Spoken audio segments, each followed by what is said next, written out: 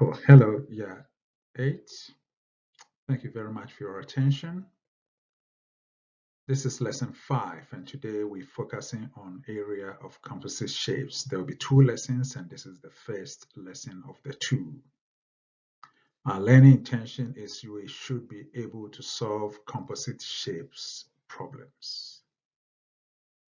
Our success criteria will be our ability to apply the FSSU framework to solve composite shapes problems. I will explain the FSSU again in case you've missed the previous lessons. But let's look at the required formulae that we might be using as we solve these problems. We'll be revisiting the formula for area of a square, a rectangle, triangle, parallelogram, trapezium, circle, kite, and rhombus. Now, when we talk about the FSSU, this is the framework that helps us to set out our working out, which is the formula, substitution,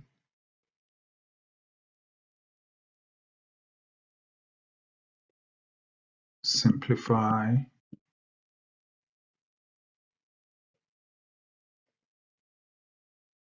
and units. As we apply this framework, we always would also have to list the things which are given to us or things which we know not to us. It's very important. Right. So when we look at a composite shape, for example, the shape we see here, we can see clearly this shape is the total area of that shape is made up of the rectangular part that we see over here plus the semicircle, which is half a circle, the area of half a circle, plus 2 times the area of this triangle and that triangle. Because they are identical, we say 2 times the area of a triangle. So all those added together will give us the total area of that shape. So that's the kind of analysis we'll do when we solve these problems. For example, when we look at this shape here, we can see clearly we have a rectangle and we have a trapezium. So you break your area into 2 things. So your total area here will be equal to the area of a rectangle plus the area of a trapezium. All right. And once you have identified the different components, simpler shapes that make up that complex shape, then what you need to do next is to write down the formula that relates to what you've identified. And then we also need to write down the information that we know. So in this particular case, what is it that we know from the information? Because the area for the rectangle is L times W. So what are some of the things that we know, which is given to us? Given. Well, we know the L to be equal to 8 meters. That's the one here. And we know W is equal to 5 meters because that's that part there. We also do know for the trapezium that, again, you've got this, and we got this side here, which will still be 8 meters. So again, we know that A is equal to 4 meters and B is equal to 8 meters, and we know the H for the trapezium is 3 meters. So now that we know all those things, once we write the area for the rectangle, we can now do the substitution here, because L is 8 and W is 5, so 8 times 5, and that gives us 40 square meters. So that is our simplification, which we do it mentally in our head, or if you're using a calculator, if it was a complex one, that's where the calculator comes in if you needed one. And then the units also is there. The area for the trapezium is also given here, so that's your formula. And this is where we do the substitution. We know that the A is 4 and B is 8, and we know that H is 3. So it's not 2, supposed to be 3 here, divided by 2. 4 plus 8 will give you 12, and 3 times 12 is 36. So you got 36 divided by 2, and that should give us 18 square meters. So that was our substitution, and then that's simplify and units. So you can see that sometimes the books make mistakes because the H there is 3 meters and not 2.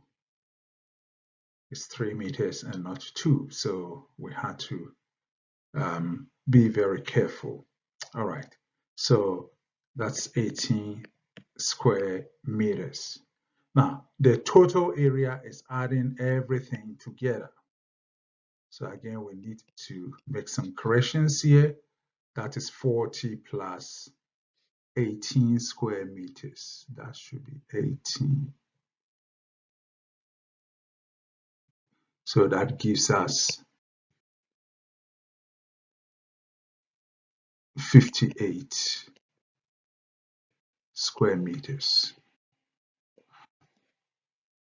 So sometimes the calculations in the books, they can make an error. You need to just be very careful as you work through that. And it's important writing down all the things which are given to us so it becomes very clear when there is a mistake. Right. So that's what we need to do. Next slide. We need to find the area of this composite shape. Well, as we can see, this shape is made up of a triangular part, which is this part, and it's made up of a trapezium at the top. So the total area is the area of a trapezium plus the area of the triangle. And again, we need to write the things which are given to us. Once we've written the formula down, we need to know what is given to us. Well, we know that the value of A is 11 centimeters and B is 18 centimeters, and H equals 10 centimeters. For the triangle, the base, let's call that capital B. The base is equal to 18 centimeters, and the height, let's call it capital H, equals 20 centimeters. So in this formula here, I'll call this capital B and H, half BH. Right. So let's do the substitution. So that's your formula. We do the substitution. So we have the half there. we substitute 11 and 18 and 10, and then we have the half there, we substitute the 18 and 20. Well, the 2 will cancel that and give you 5. And so you have, let's put an equal sign here. That gives us 29 times 5 plus, again, 2 go here, 1, and go there and give you 10. So that plus 180. And 29 times 5, 30 times 5 would have been a very simpler calculation, and then you subtract 5 from that. So if you perform all that together, you get the total area to be 325 square centimeters. That's what you get. Right. So here what we've done is that you look at the complex shape and you break it down into the 2 simpler shapes, which is a trapezium and a triangle. And you apply the formula for a trapezium and the formula for a triangle. And in this case, we add them together. Right. Any questions? We would address them on Google Classroom.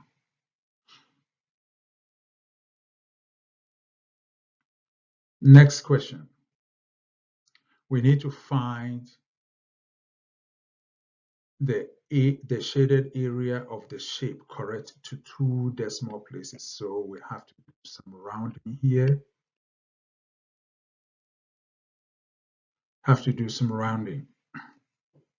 Now, we got the area of the square, and we have to subtract the area of the circle from it.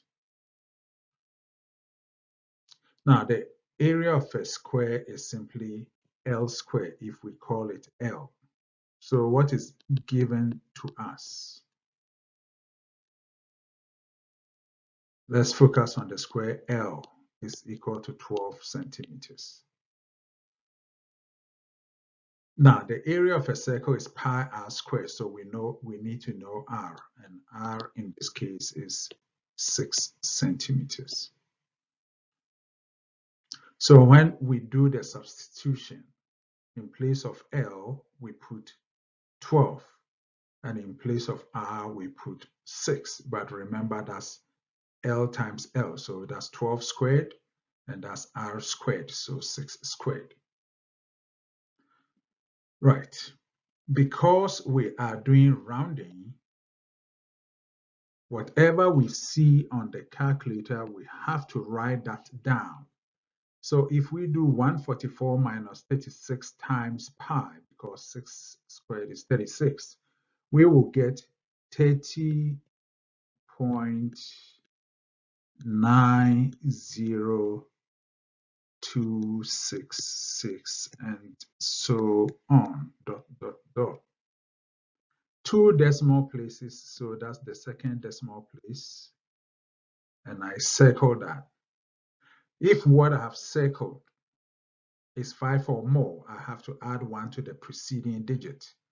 But if it's under 5, then I forget it and the preceding digit remains the same. So in this case, our area shaded in the diagram given to us is 30.90 square centimeters. Yes, the 0 is still important because we need 2 decimal places, and usually I would write 2 dp next to it. I normally write 2 dp next to it. Right.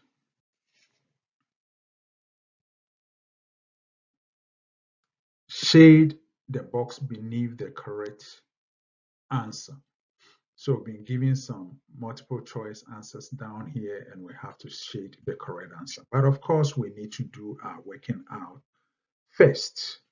Now, in this diagram, what we have been first, the area shaded would be the area shaded will be the area of the rectangle minus the area of the kite. So let's write our formula here. So A shaded is equal to area of the rectangle minus the area of the kite. Okay. Because if we do the whole triangle and we take the kite from it, then we are left with those ones which are left behind. Right. Based on the information given to us, that's the best way we can approach the problem. So let's write down the actual formula. The area of a rectangle will be length times the width, and the area of the kite is simply x times y divided by 2. So what is given to us? Given. We know L is equal to 40 centimeters. And we know W is equal to 20 centimeters. We also know that for the kite, X is equal to 40 centimeters.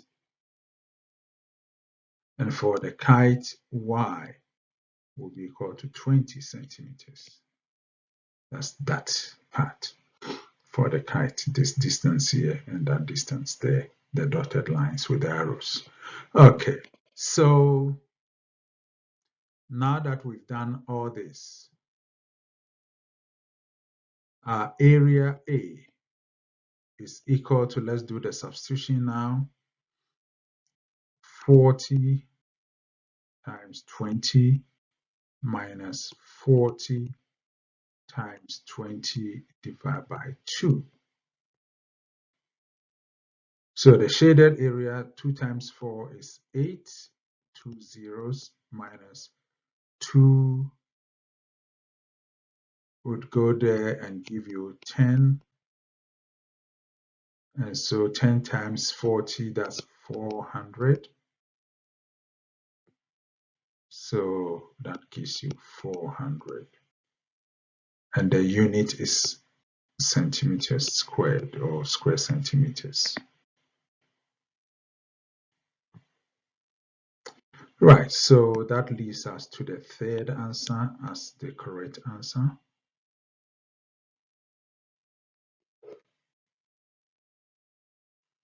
So each of these problems of complex shapes, all that you need to do is you just break everything down into the simpler shapes we've already done and for which we know the formula already. So in this case, it is just focusing on the whole rectangle. And once, because that will be the area for everything. And once you find the area of the kite and you subtract it from it, you get the area shaded, which is different from the previous ones where we had to add. So when we add, when we subtract, it's based on the shape which is given to you.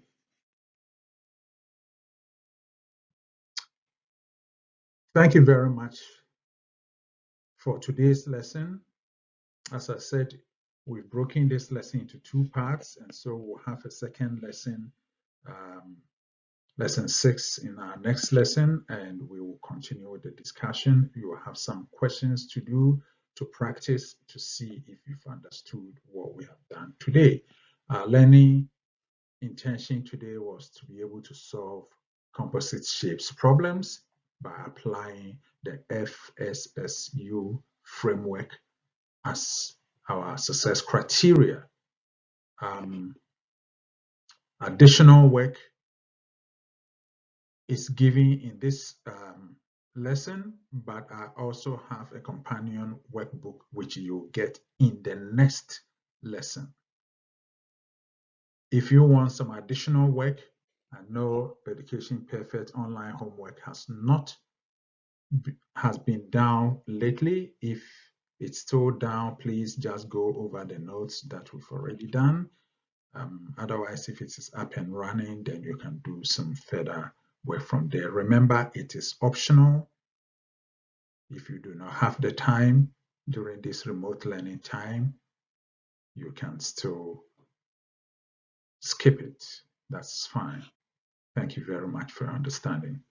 And if you have time and you want to see most of the videos I'll be making, you can also subscribe to my channel, Tabi Maths, and you can get notification about new videos that I make. It's again optional if you choose to. That's fine. Thank you very much.